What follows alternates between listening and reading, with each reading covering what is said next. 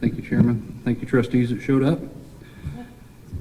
Fall of 2014, I filed a complaint with the Illinois Department of Financial and Professional Regulations against Foundation Board member Carla Burkhart and her company Hurricane Graphics for signing contracts that named her Hurricane Graphics as an architect.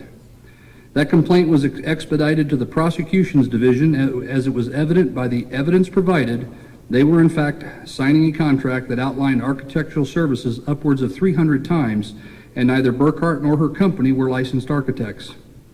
In March of 2015, prior to the election, the entire board, Mr. Glazer, Bruce Schmiedel, and Dr. Bruder were provided a copy of the state complaint and Ms. Burkhart's response to that complaint, all by Mrs. Burkhart. In May, after the election, Burkhart's attorney claimed that if COD staff, yes, COD staff, would sign a letter stating they knew Burkhart and Hurricane Graphics were not architects when they signed the contracts, then they would dismiss the complaint. Why is outside counsel for a contractor dealing with staff instead of legal counsel for this institution? Based on information received in a recent FOIA, it is clear someone at this institution provided the requested letter to the State of Illinois Department of Financial Professional Regulations on her behalf. All indications are personnel at this college coordinated with the foundation board member and her attorney and provided assistance in getting state sanctions dismissed. Under what authority can Glazer, Catherine Broad, or Bruce Schmiedel intervene in a state-sanctioned investigation against a contractor of this college? How is it that after the election, not one board member was made aware of this bogus letter? Bogus because claiming they knew Hurricane Graphics was not an architect, they misled the state. That is based on Mr. Glazer's own email in January of 2015 asking Ms. Burkhart if Hurricane Graphics has a licensed architect in their employ. That question confirms he did not know, so signing a letter claiming he did know they were an architect is very problematic on several fronts.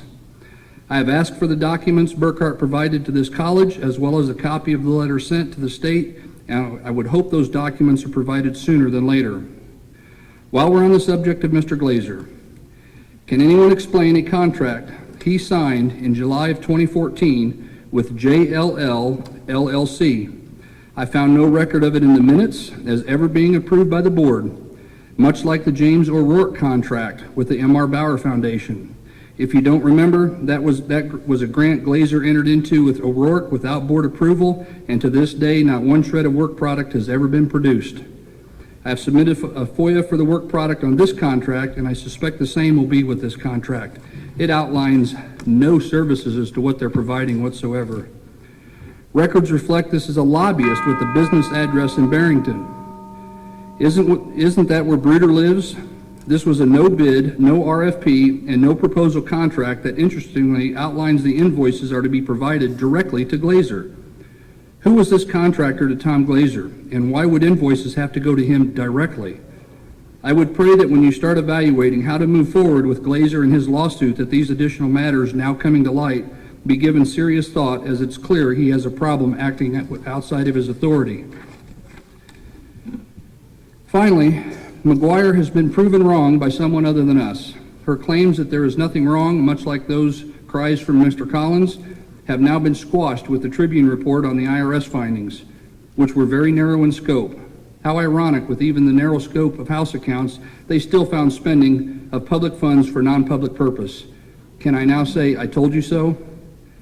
The fact Mr. Collins, senior management, and members of the Bruder Board ate and drank on the backs of the taxpayers, I consider it criminal to make the taxpayers now once again pay for their illegal spending by paying the tax obligation on those booze fests and dinners. Each and every person who violated the public trust must be held accountable, and the cost should be on their backs, not the taxpayers. We said from day one those drinks and meals were out of line and served no public purpose in most cases. When we did so, the only person who understood what we were saying was former trustee Hamilton. She did the right thing and paid the college back for those meals, and people in senior management mocked her for that. The rest of these three stooges that are not here ignored us and continue to enjoy their compensation of food and booze. McGuire keeps crying for ethics training. Are you serious? Do you really need to have a class to teach you on what is right and wrong? I guess those three missing trustees do, because it's clear they can't even honor their oath of office and showing up to a meeting. In fact, Ms. McGuire, as mentioned earlier, is hosting a climate change presentation tonight in Naperville. I guess her claim that this was the three of them could only meet today was another lie. Dr. Collins, you've expressed you don't want the job you currently have. Then please get up and resign. Resign that post so we can save another $6,000 a month. It's clear you don't get it. Your name appears on those water leak receipts, and the IRS has made it clear many of those expenditures must be taxed. I believe it was stated that the IRS audit found they were to be considered taxable employee compensation, which is what we have said for over a year. Can anyone tell anyone in this room why the taxpayer should pay for the food and drinks not once, but now twice? The spending of tax money for private purpose violates our Constitution and constitutes official misconduct. Misapplication of funds is another criminal statute that would apply. It is evident that the appointment of the vacant trustee position must not, under any circumstance, have ties to the three criminals missing once again from these seats. I urge each and every one of you here tonight to contact the state's attorney and demand that he prosecute. Thank you. Thank you. Mike McPherson, followed by John Kraft.